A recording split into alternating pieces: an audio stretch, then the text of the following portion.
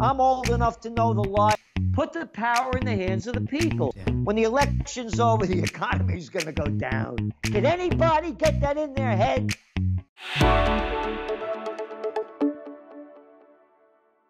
Hello again, everyone, and welcome to another edition of Silver Bullion Television, SBTV. I'm your host, Patrick Vieira.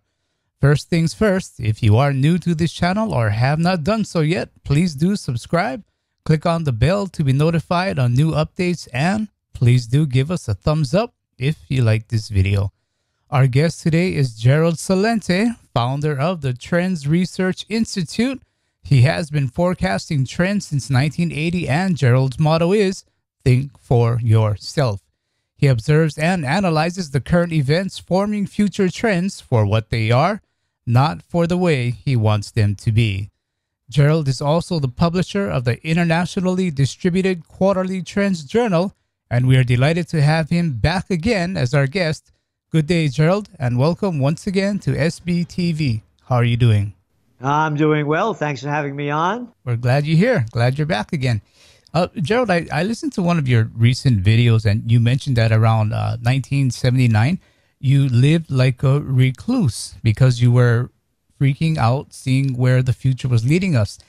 Can you share with us a little more about what freaked you out to make such a drastic change in lifestyle and what you did during this time? Well, I used to be the chief government affairs specialist for a segment of the chemical industry back then. And I was also the #2 guy in a major trade association. And I was getting environmental legislation killed, actually, during the 70s at the height of the environmental movement. And, you know, all I was interested in those days was making money and building my career. And then I started to grow up as I got, into my 30s, early 30s. And I started, I always studied history and was very attuned to the current events forming future trends. But what happened in the late 1970s that really got me out of the business was when Jimmy Carter came back from Iran after spending New Year's Eve with the Shah and his wife and announced to the American people that the Shah was the island of stability in the Middle East. And the revolution was really heating up back then. And, in the Bronx, we used to have a saying, bullshit has its own sound. And I heard it loud and clear coming out of everybody loves the cotton picker, the peanut farmer, Carter. Carter was a murderer just like the rest of them. He's the guy that gave us the Mujahideen, better known today as Al-Qaeda, trying to overthrow the Russian entanglement in Afghanistan. But going back, here Carter's propping up the murderous Shah, the guy that was put into office by the CIA and the MI6 in the UK.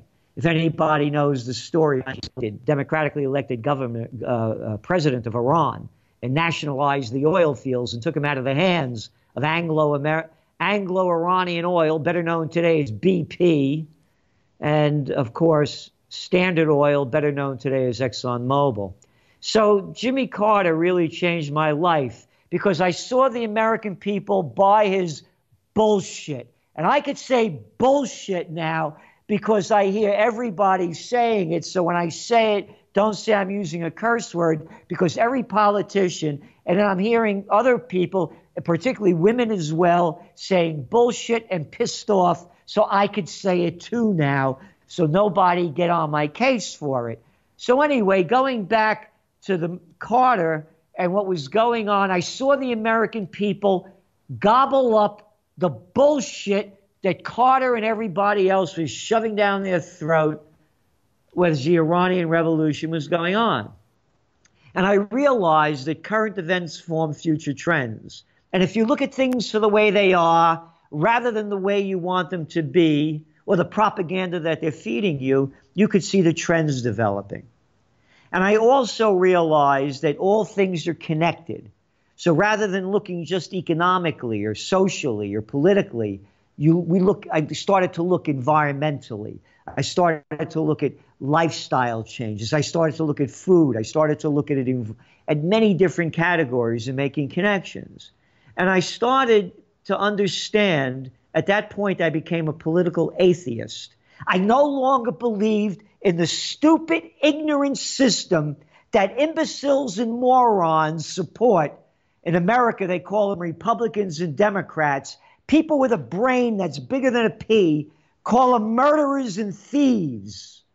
Look at the wars they start over lies. Saddam Hussein has weapons of mass destruction and ties to Al-Qaeda. I'm old enough to know the lie of the Vietnam War. One after another. They rob our money in the name of too big to fail. So I became a political atheist thanks to that low life that everybody loves and bows down to, the peanut farmer bullshitter Jimmy Carter. He's telling us the Shah of Iran is the island of stability in the Middle East.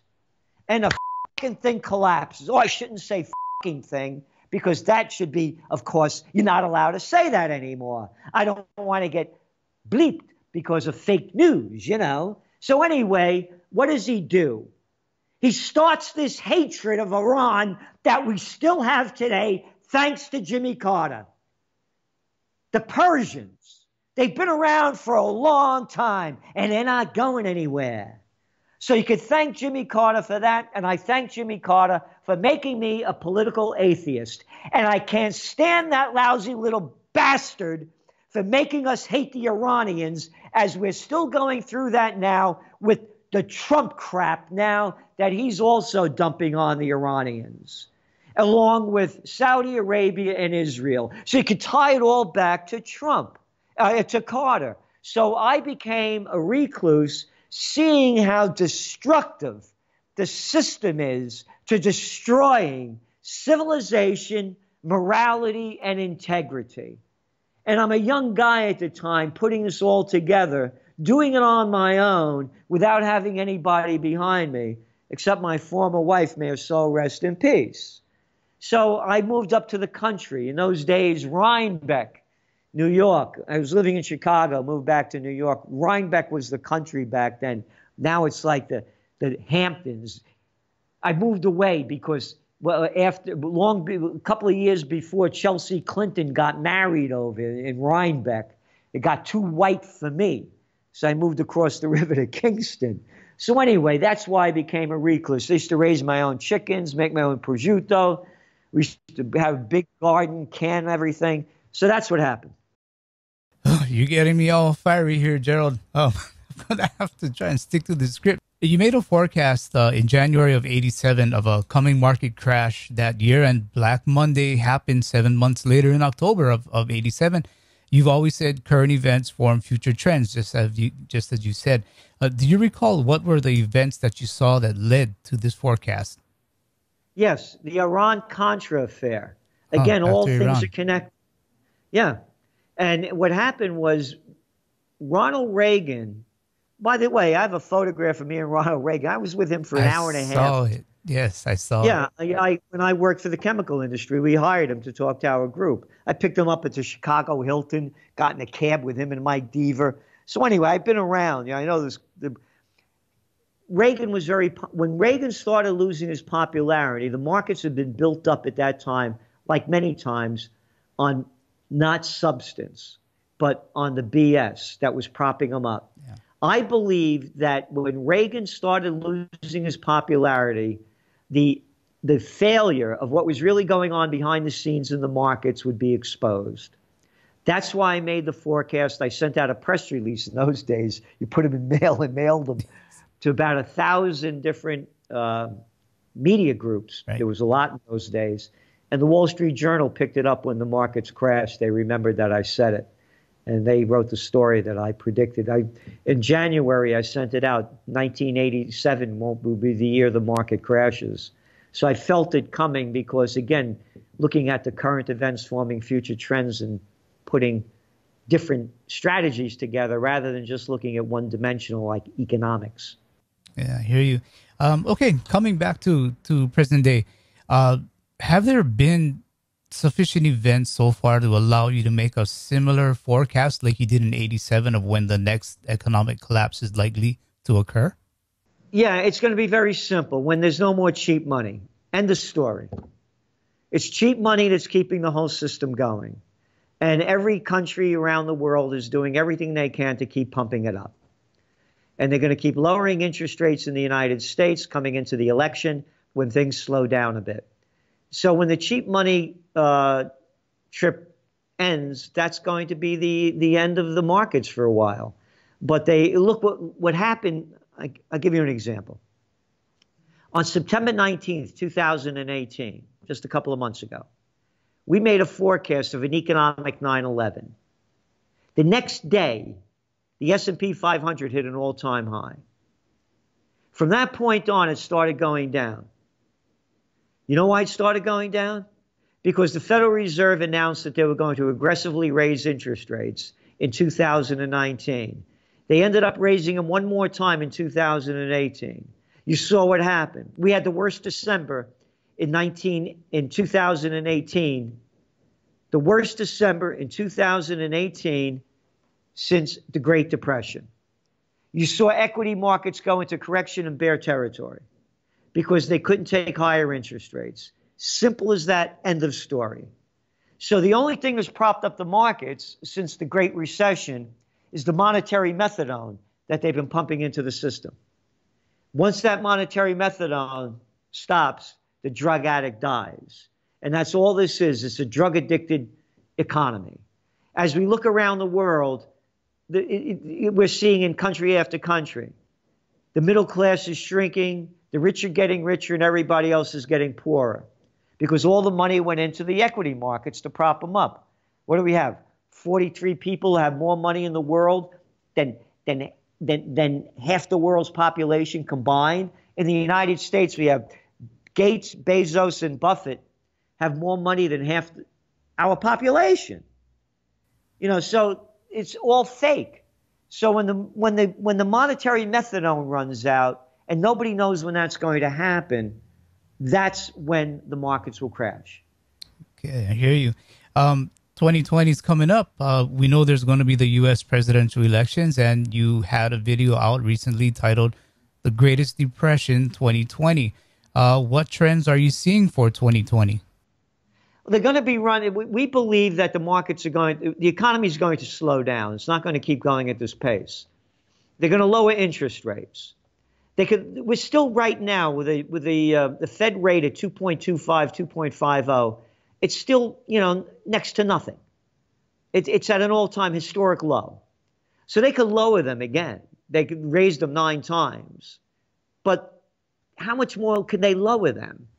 So it's still going to bring it into so after they lower them and they don't have anything else to do, that's when you're going to see the markets crash, when there's nothing else to lower. How much more can they lower them, for example, in Europe? You got negative interest rates already. How much more could they lower them in Japan? Right. They have negative interest rates, 0% bond yields. So they're going to run out of it.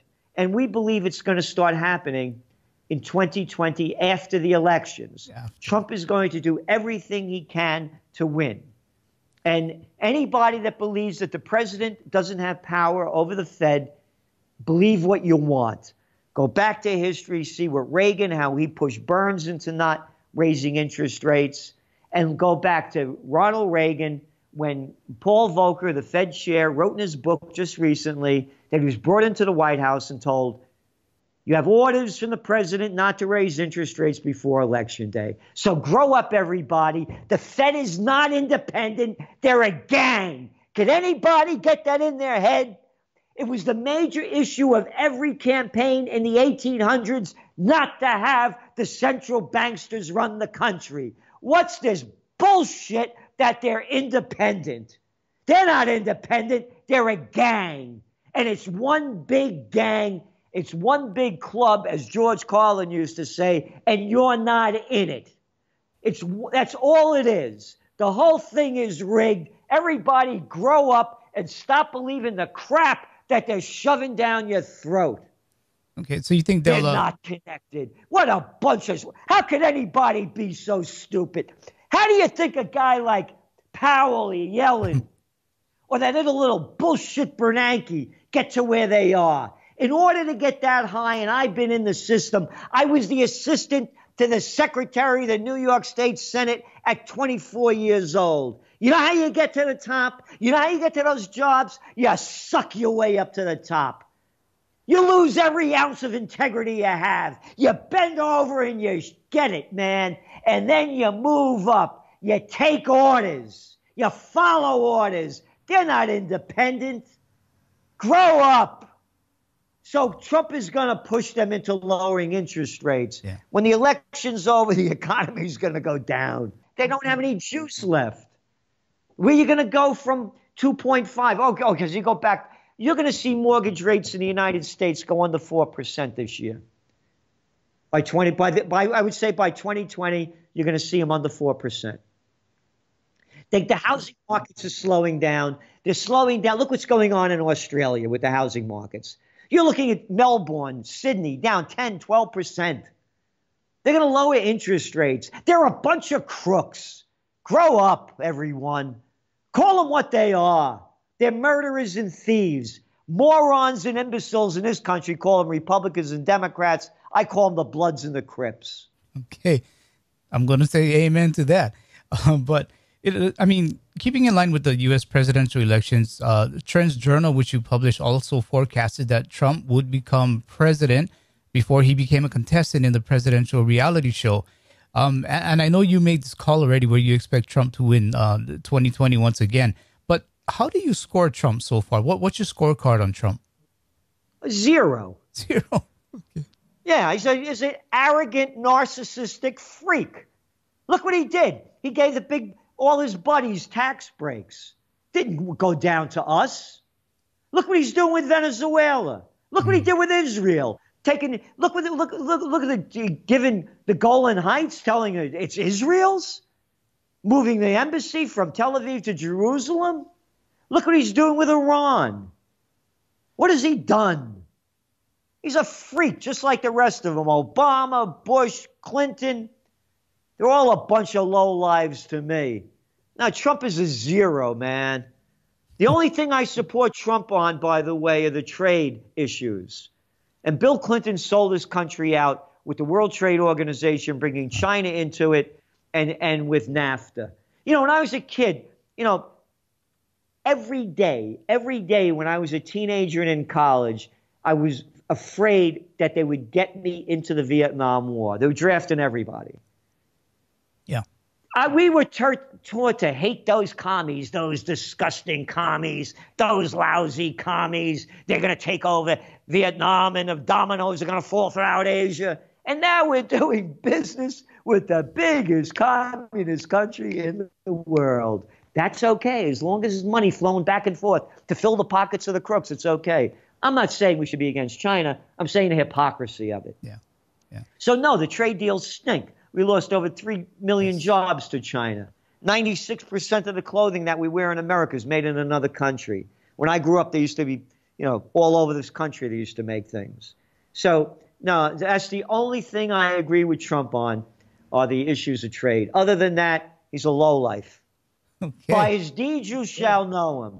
What the hell are we doing talking about Venezuela? You think if their major export was broccoli and they weren't sitting on the world's largest oil reserves, anybody would give a damn? Yeah, I hear you. But I guess it is a bit of a powder keg considering, you have China, you have Russia, and U.S. all trying to get a piece of Venezuela right now. Well, Russia's, they're investing in it. China's loaning them money. Right. Look, I just came back from the Philippines. We were talking off the air. The Chinese are taking over the joint.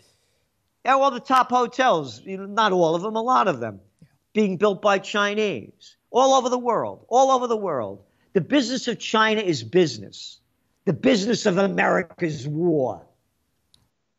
That's all. And so what China's doing now with their Belt and Road Initiative. Right. They're going to be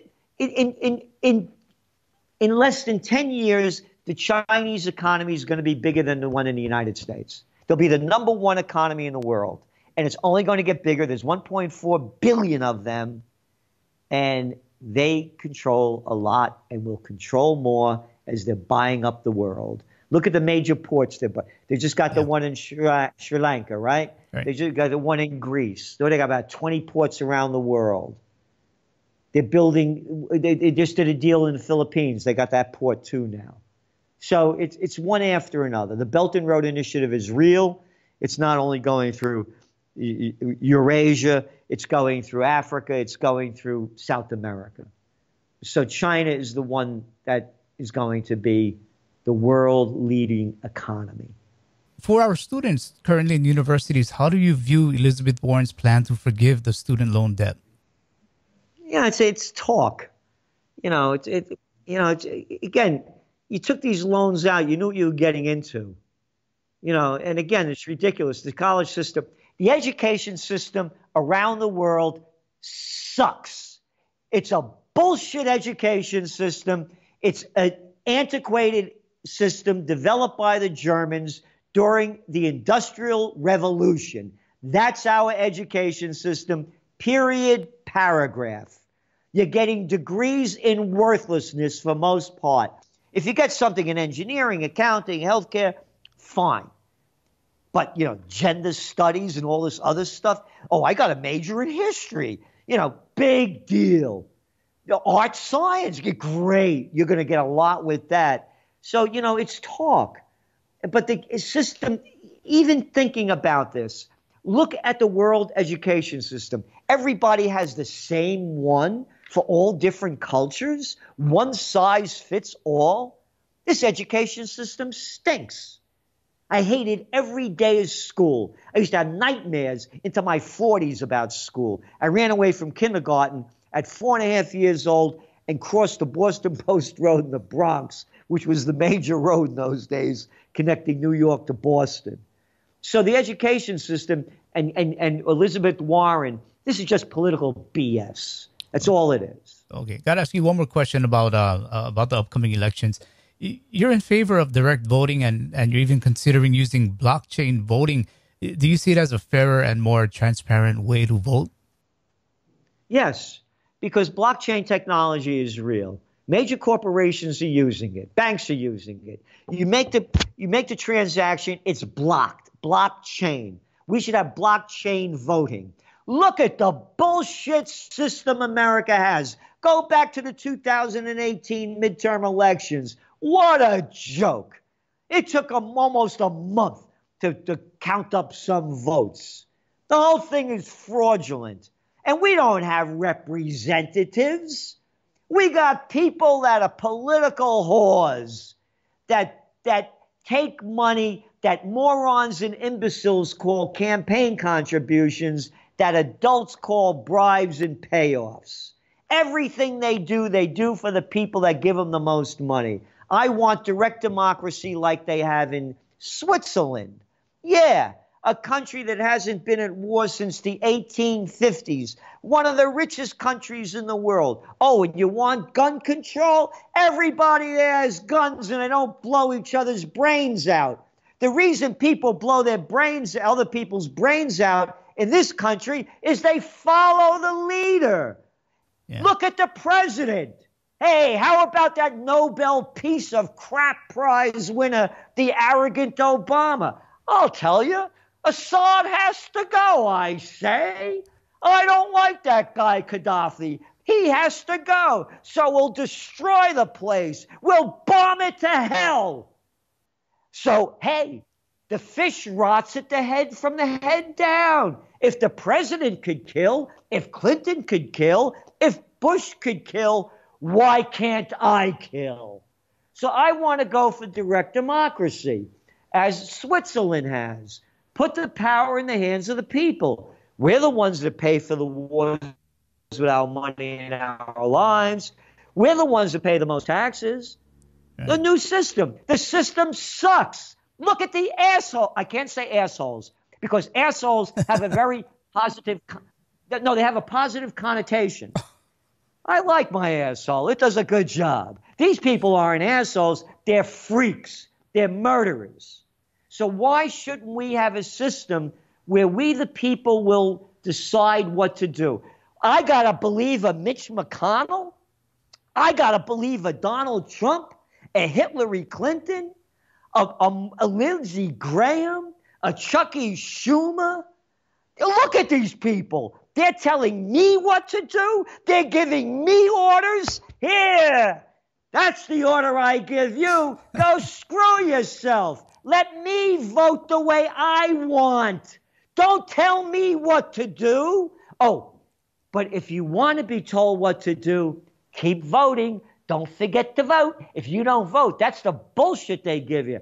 If you don't vote, you don't have what vote? You're voting for morons, imbeciles, psychopaths, and sociopaths. I hear you. But Gerald, if you had the chance to propose a new system, how would government look like in this system? The government would follow our orders. They would do what they're told to do. Yeah. So on major issues, you put it up for a vote like they do in Switzerland. You want minarets going off and it's 3 o'clock in the afternoon telling people to go pray? It's on, they put it on the ballot. People say, no, we don't want to hear that. That's your trip. We don't want to hear it. You want to go to war? Let the people, you want the tax breaks? Yeah. Let the people vote. On major issues, let the people vote. You want to do away with environmental regulations? Fine. Let the people vote. Don't you tell me what to do. I pay you. You're called a public servant. Could you get that in your head, you arrogant son of a bitch? Oh, and I have to be equal in these days. You arrogant son of a bastard, because that's all they are. They're bitches and bastards that morons and imbeciles call Republicans and Democrats. So don't tell me what to do. I know what to do. I know the facts. Oh, the people are uninformed. Yeah, guess what? So what? Okay. Let the people decide their own future. Take it out of the hands of the corrupt system that has destroyed virtually every country around you. Go to England. It's a great system. Look at the imbeciles there with Brexit, huh? Can't do a deal for how long? And look at the election they just had. The Conservatives lost over 1,000 seats in the local elections. The Liberals lost about 82. They thought they were going to gain. The people are disgusted with the system. The system is totally corrupt in virtually every country. Put the power in the hands of the people. They'll get what they deserve rather than being told what to do by murderers and thieves. Okay, Gerald, I can listen to you all day. I'm sure all our listeners can listen to you all day, but I know you got to head out soon. But before we wrap up, can you let our listeners know more about the Trends Research Institute and how they can get started with the Trends Journal? Because a lot of guys are getting fired up right now. Yes, the Trends Journal is trendsjournal.com. It's a monthly magazine. We put out trend alerts each week. We do podcasts 4 times a week and Trends in the News once a week. So you're getting your money's worth. It's the only magazine in the world where you read history before it happens. If you're listening to the mainstream news, if you believe in what they're telling you, then all you're doing is getting stupid crap. And all you have to do is come to America. I've been hearing about Trump and the Russians and the Mueller investigation for how many years? It's no press anymore. They're prostitutes. They get paid to put out by their Washington whoremasters and corporate johns. So if you want to see the facts and prepare for the future rather than getting blindsided by it, because the future is off limits for the major media, I suggest you subscribe to the Trends Journal. And if you don't like it, money back guarantee, 30 days. Okay, I hear you. One last question. Does the U.S. have any hope at all of turning things around? No, because the people in this country are gutless. There's no fighters out there anymore. It's a pansy country. The men aren't men, the women aren't women in so many different ways. Integrity's lost, morality's gone. Look at the freak show I call the presidential reality show. Yeah. I own the trademark. Oh. That's really. I mean, you know when I got it? You know when I saw it? Obama. Mm-hmm. When Oprah Winfrey took him under her wing, Boop, the whole she thing. did. And I was on Oprah twice. I know the show. I know how good she is. When she trained him, that was the end of it. Look at these people. I'll give you free education. I'll give you free health care. Bernie Sanders. You buy 2 conditions, you get 1 free. Hey, screw you, you bastard. You never work a day in your life, and you're a fraud with your anti-war crap. You're bringing F-35s into the Burlington airport. You supported all of Bill Clinton's murderous acts against the Iraqis. You voted against the amendment that they wanted Congress to vote to go to war against Afghanistan. You're a fraud. You're a freak. Just like Warren. And Trump's right, calling a Pocahontas. All her bullshit. Beto O'Rourke with his hands flying around. It's a freak show. It's the presidential reality show. Welcome to America. Yeah, Gerald, who do we have? Who do we have that can even make a dent in things? No one, huh? The only person I supported over the years, 2 of them, was Ralph Nader and Ron Paul. Yeah. Other than that, 0. Yeah. I won't vote for. I didn't vote in the last presidential election. Okay. I don't vote for murderers and thieves. And any imbecile, any jerk that believes voting for a lesser of 2 evils is smart. Yeah, I don't hang out with lesser of 2 evils. I don't do business with lesser of 2 evils. I don't date lesser of 2 evils.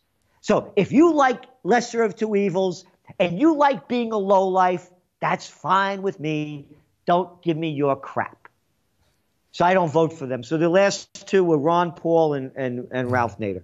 Yeah, it was a shame what they did to Ron Paul when he was, I think, was going back in against Obama, Obama's first term.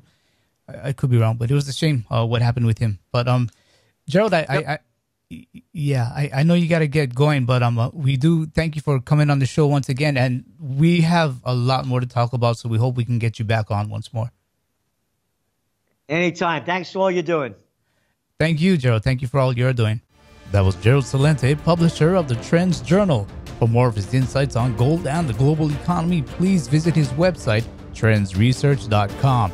If you like this video, please hit the like button and subscribe to the SBTV channel to be updated on new content. And please do check us out on iTunes and Spotify.